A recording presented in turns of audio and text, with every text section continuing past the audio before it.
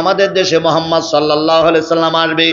মদিনার কাফেরেরা সব ষড়যন্ত্র করতে শুরু করলো, ইহুদিরা ষড়যন্ত্র করতে শুরু করলো।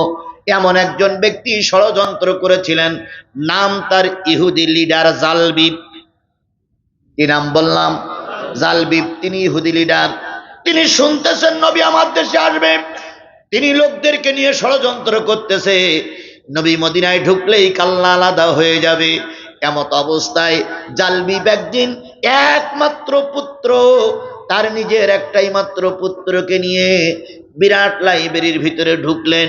ঢুকে সব ছেলেটারে বলতেছে, বাজান ওই উপরে তাওরাত, তারপরে জব্বুর, তারপরে ইঞ্জিল, এটা ত্রিপিটক সহ যত পৃথিবীর ধর্মগ্রন্থ আছে সব ধর্মগ্রন্থগুলো ছেলের পরিচয় করায় দেয়।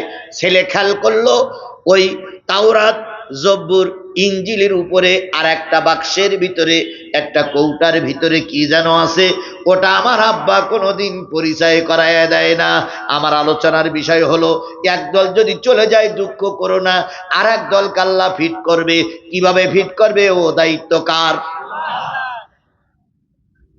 ছেলে বলতেছে, বাজান তাওরাতের পরিচয় দিলে, জব্বুরের পরিচয় দিয়েছ, ইঞ্জিলের পরিচয় দিয়েছ, আদম আলাইহিস সালাম থেকে ঈসা নবী পর্যন্ত সব নবীর কথা শোনালে, কিন্তু এই 19 নম্বর তাকের ভিতরে আর একটা বাক্স বা কৌটা আছে, এই কৌটার ভিতরে কি আছে এটা তো তুমি কোনোদিন আমাকে বলো না।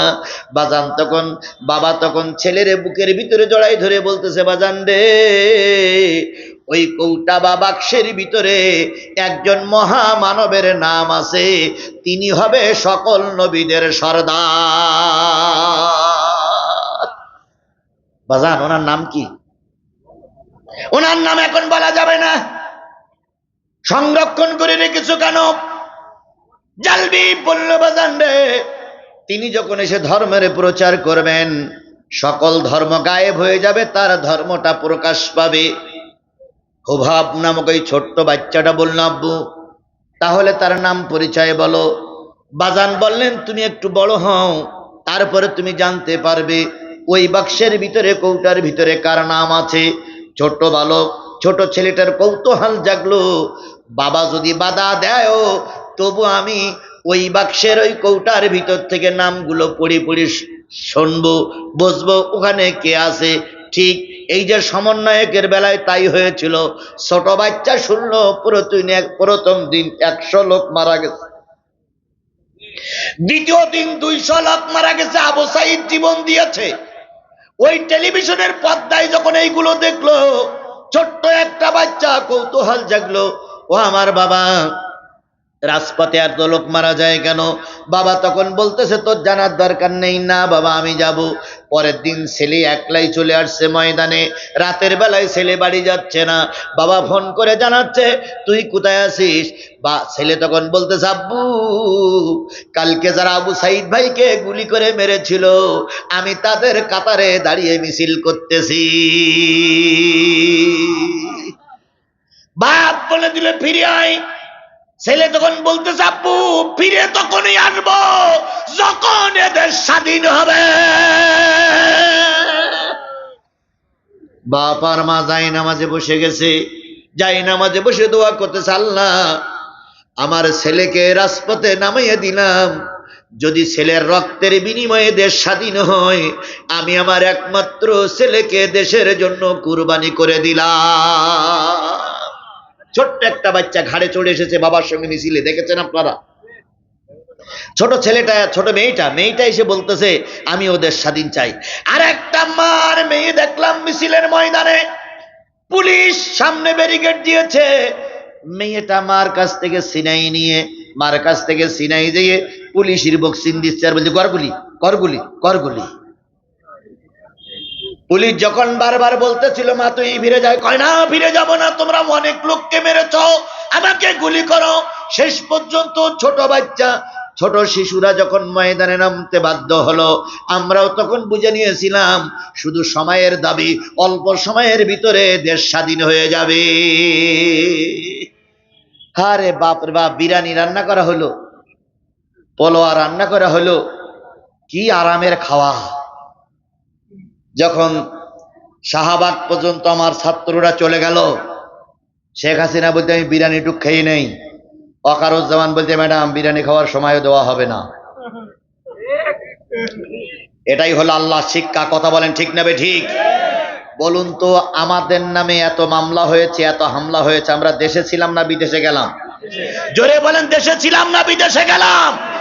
আমরা আমাদের নেতা কর্মীদের জাগ্রত রাখার জন্য জীবনের ঝুঁকি নিয়ে, গুলির মাথায় দাঁড়িয়ে, বন্দুকের নালের মাথায় দাঁড়িয়ে, নিজে কায়া পরিবর্তন করে, টুপি খুলে পাঞ্জাবি খুলে মঞ্চে এসে আমাদের কর্মীদের সতাজ করার জন্য আমরা দেশ চেষ্টা করেছি।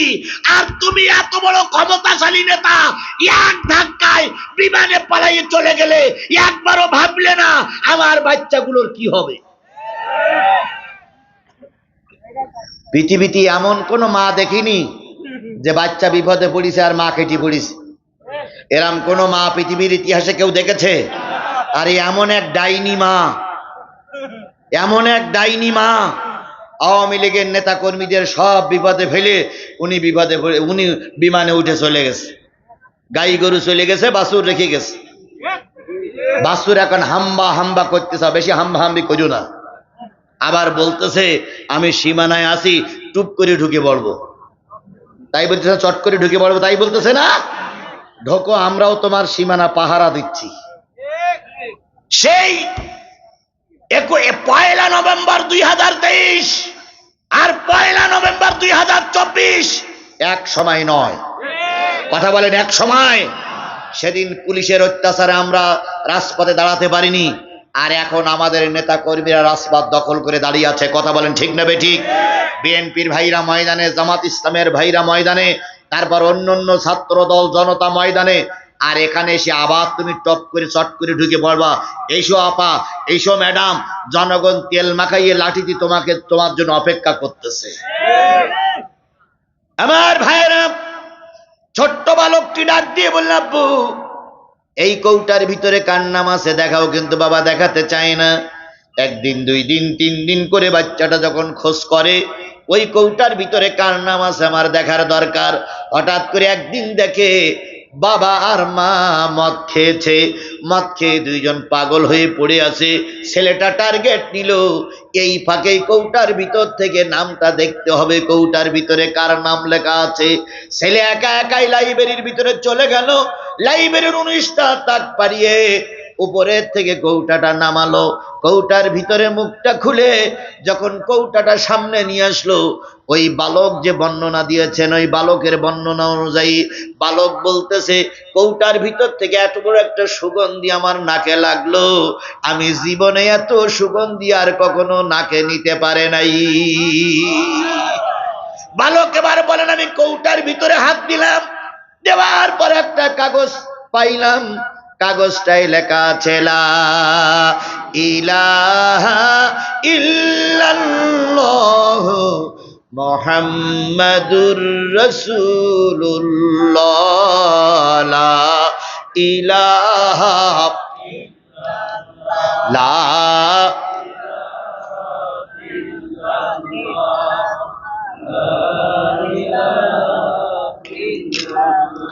লা ইলাহা ইল্লাল্লাহ মুহাম্মাদুর সাল্লাল্লাহু আলাইহি ওয়াসাল্লাম। ওই বালক বলেন, আমি আরেকটা কাগজ উঠালাম, ওই কাগজে লেখা হবে, কাগজে লেখা আছে মোহাম্মদ বলে একজন নবী শেষ জামানায় আসবে, তিনি সকল নবী সকল ধর্মকে গায়েব করে দিয়ে ইসলাম প্রচার করবেন। ইন্নাদ্দীনা ইনদাল্লাহিল ইসলাম, আল্লাহর কাছে মনোনীত জীবন বিধান ইসলামকে তিনি গায়েব করে দিবেন। আরেকটা কাগজে লেখা আছে মোহাম্মদ কুরাইশ বংশ জন্ম নিবে, বাবার নাম আব্দুল্লাহ, দাদার নাম মুত্তালিব। তিনি কুরাইশ বংশ যখন ধর্ম প্রচার করতে পারবেন না তখন তিনি সদল বল নিয়ে মদিনায় হিজরত করবেন। মদিনা একটা ইসলামী রাষ্ট্র হবে, ওই রাষ্ট্রের প্রধান হবেন তিনি। বালক তখন ওই কাগজটা বুকের ভিতরে জড়াই ধরে বলতেছে, আল্লাহ, আসমানের মালিক আল্লাহ, জমিনের মালিক আল্লাহ, এটাই তো সেই মদিনা। আমি যেন নবীর সঙ্গে দেখা করতে পারি, নবীর সঙ্গে না দেখা করাইয়া তুমি আমারে মৃত্যু দিও না। আল্লাহ যার হেদায়েত দেয় সে এভাবেই হেদায়েত পায়। কথা বলেন ঠিক না বেঠিক? আর আল্লাহ যার কপালে হেদায়েত থাকে না সে আল্লামা সাঈদীর সঙ্গে থেকেও হেদায়েত পায় না। বাংলাদেশের একজন সাবেক এমপি আছে, তিনি হচ্ছে গোলাম মাওলা রনি। নাম শুনেছেন আপনারা? গোলাম মাওলা রনির নাম শুনেছেন? পটুয়াখালীর গোলাম মাওলা রনি, উনি আব্দুল কাদের মোল্লার সঙ্গে 3 মাস ছিলেন। 3 মাস উনি ছিলেন। উনি বর্ণনা করেছেন, আমি সোনার মানুষ দেখেছি কিন্তু আব্দুল কাদের মোল্লার মতন সোনার মানুষ আমি আর দেখে নাই। সেদিন বিএনপির এক নেতা জামাতের 28 অক্টোবরের ময়দানে মির্জা আব্বাস বক্তৃতা করতে যেয়ে এক পর্যায়ে তিনি চোখের পানি ফেলাইছেন আর বলেছেন, আমি পৃথিবীতে বহুত ইমানদার লোক দেখেছি কিন্তু আল্লামা সাঈদীর মতন ইমানদার লোক আমি কখনো দেখি নাই। উনি বলতেছেন, একবার আমি ওনার সঙ্গেই জেলখানায় ছিলাম, রোজার সময় আসলো, রোজার ইফতারের আর মাত্র 3 থেকে 4 মিনিট বাকি। আমরা দুইজন, সাঈদী সাহেব আর আমি দুইজন বসে বসে গল্প করতেছিলাম। হঠাৎ করে দেখলাম সাঈদী সাহেবের সমস্ত শরীরটা ঘেমে গেছে, সমস্ত শরীরটা ঘামযুক্ত হয়ে গেছে, উনি কাঁপতেছেন। চেয়ারের থেকে নিচে বসাই দিলাম। এবার আমি একজন ডাক্তারের কিছুটা জানি, আমি ভাবলাম, দেখলাম তিনি স্ট্রোক করতে পারেন অথবা তিনি ওই যে ডায়াবেটিসের কারণে মহাবিপদে আছে। আমি পানির পট নিয়ে, মির্জা আব্বাস বলতেছে, আমি পানির পট নিয়ে তার সামনে গেলাম আর বললাম, হুজুর বড় একজন আলেম মসলা আমি দেব না, কিন্তু এখন আপনার জীবন বিপন্ন, আপনি 3 মিনিট আগে দয়া করে ইফতারিটা করুন। আল্লামা সাঈদী বললেন, আব্বাস ভাই, একটা রোজার আল্লাহর কাছে অনেক মূল্য, অনেক দাম। 3টা মিনিট আগেই যদি আমি মারা যাই, রোজা আস্তায় মারা যাব, আল্লাহর কাছে কৈফিয়ত দিতে পারবো। আমি 3 মিনিট আগে ইফতারি করব না, এর নাম হলো ঈমানদার।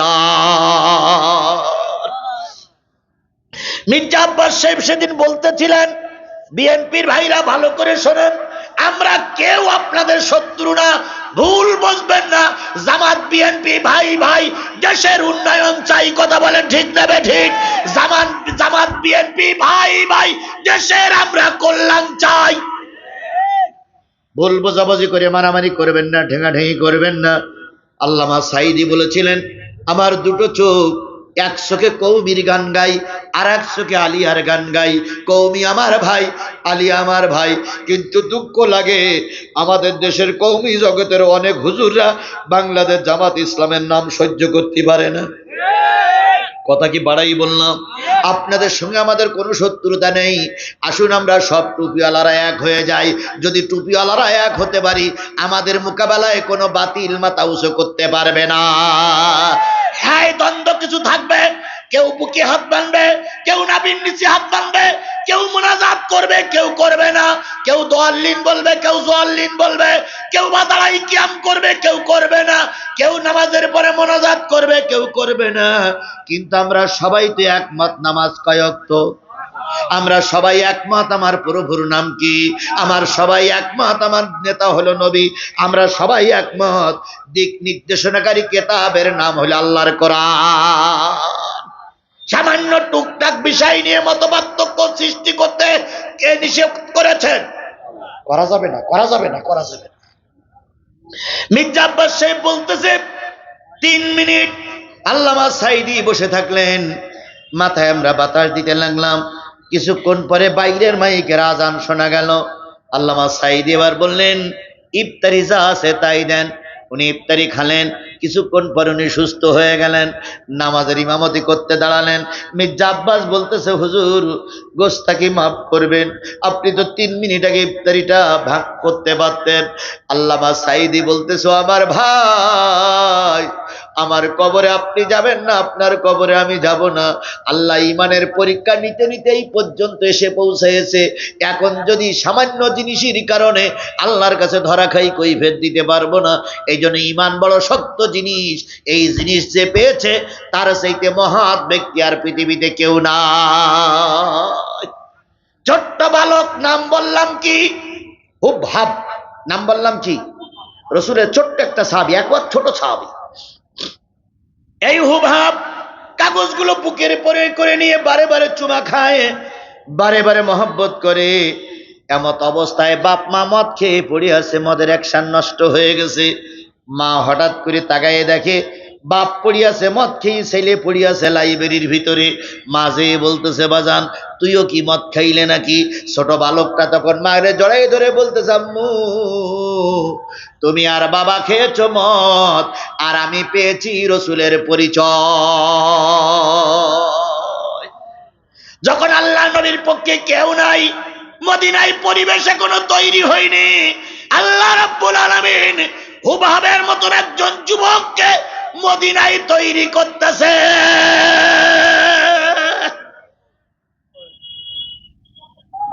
সমন্বয়করা যখন রাস্তায় নামলো, মোট গোটা বাংলাদেশের সমন্বয়ক ছিল 148 জন। কয়জন? 148 জনের ভিতর থেকে 108 জন ছিল শিবিরের পোলা। সুবহানাল্লাহ বলবেন না? সুবহানাল্লাহ বলবেন না? 108 জন ছিল শিবিরের পোলা। তারা রাস্তায় নেমেছিল জীবনের ঝুঁকি নিয়ে, পরিচয় বন্ধ করে, কারণ পরিচয় দিলে তাদের ঢুকতে দেওয়া হতো না। রাজশাহীতে মিছিল হচ্ছে, সামনে আওয়ামী লীগ যুবলীগ, পিছনে যুবলীগ ছাত্রলীগ আওয়ামী লীগ সবাই মিলে মিছিল করতেছে। বাংলাদেশ ইসলামী ছাত্র শিবিরের রাজশাহী ক্যাম্পাসের ছেলেরা মনে করতেছে সব তো মিছিল ওরাই করে, আমরা তো করতে পারি না, দেখি একটু কায়া পাল্টানো যায় কিনা।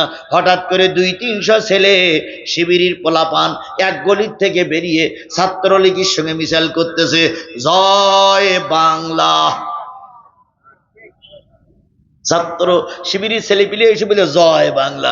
পুলিশ মনে করতেছে সরকারি দলের লোক, ছাত্রলীগ মনে করতেছে অন্য শাখার লোক, এরাও বলতেছে জয় বাংলা। শিবিরের পোলাপান কি মিছিল নিয়ে রাস্তায় নেমেছে? জয় বাংলার মিছিল। ওদের টার্গেট রাস্তায় নামতে পারছি না, দেখি কোনো হিকমত অবলম্বন করা যায় কিনা। উদু ইলা সাবিলি রাব্বিকা বিল হিকমা। এবার হঠাৎ করে ঢুকে পড়েছে ছাত্রলীগ, মনে করলো আমাকে দলের লোক, পুলিশ মনে করলো সরকারের ছাত্র সংগঠন। হঠাৎ করে একটা মোড় ঘুরেছে, ওই পাশে পুলিশ পড়ে গেছে, এই পাশে পুলিশ পড়ে গেছে, মাঝখানে ছাত্রলীগের লোকেরা। এবার এদের কি সংকেত ছিল? ওই মোড়েই দিয়ে স্লোগান দিয়েছে, নারায়ে তাকবীর, বলেই মাঝ, নারায়ে তাকবীর বলেই বাড়ি। তো বাড়ি মেরিয়ে এরা 200-300 ছেলেপিলে একবার মেরে পোলাপান মেরি 8-10 জনের কি চার ফেলে কয়েকটা পুলিশের গাড়িতে মানিতে আগুন টাগুন, মানে বাড়ি ঘর দিয়ে পুলিশের গাড়িটা ভেঙে চুরে ওরা যাচ্ছে কেটে বলল।